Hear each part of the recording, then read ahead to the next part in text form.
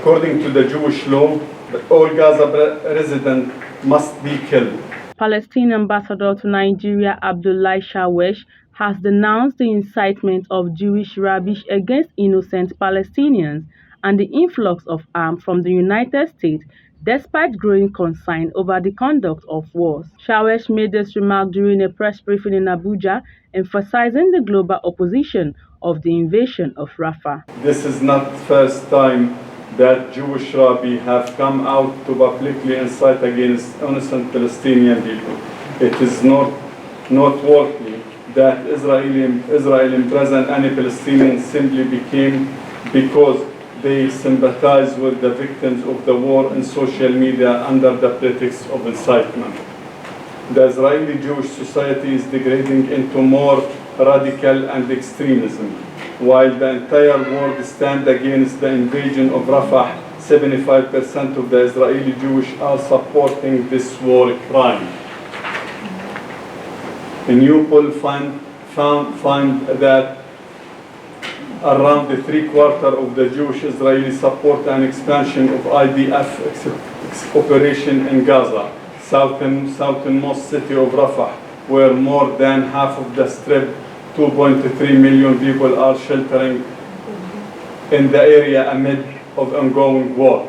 The U.S. flowed arms into Israel despite mounting alarm over war conduct. The Washington Post newspaper wrote, and I quote, "Washington has approved more than 100 separate military sales to Israel since its invasion of Gaza, even as officials complain Israeli leaders have not done enough to protect civilians. The United States have quietly approved and delivered more than 100 separate foreign military sales to the Israelis since the Gaza war began in October 7. He also highlighted that the United States Secretary General met with Palestinian survivors of the ongoing Israeli violence to listen to their experiences. The UN Secretary General met with some Palestinian survivors of the current Israeli genocide and listened to them firsthand. He tweeted, "I was deeply moved by the horrific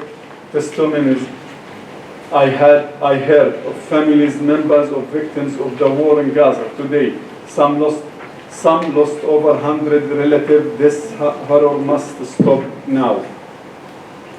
The UN Special Rapporteur on the occupied Palestinian territory, Francisca Albanese, stressed that the arms embargo and economic sanctions on Israel are the only way to stop the genocide in Gaza. Additionally, the European Union has criticized Israel's approval of 3,426 new Israeli homes in the occupied Palestinian territories, deeming them illegal under international law and detrimental to the two-state solution.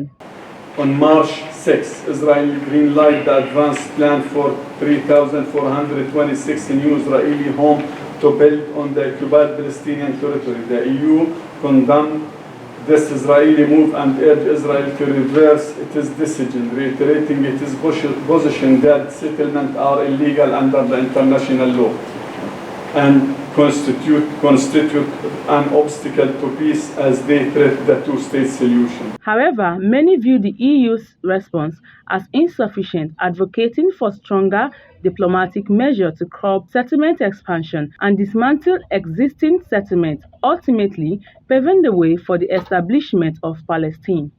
Dorcas Olariwaju, Voice TV, Nigeria.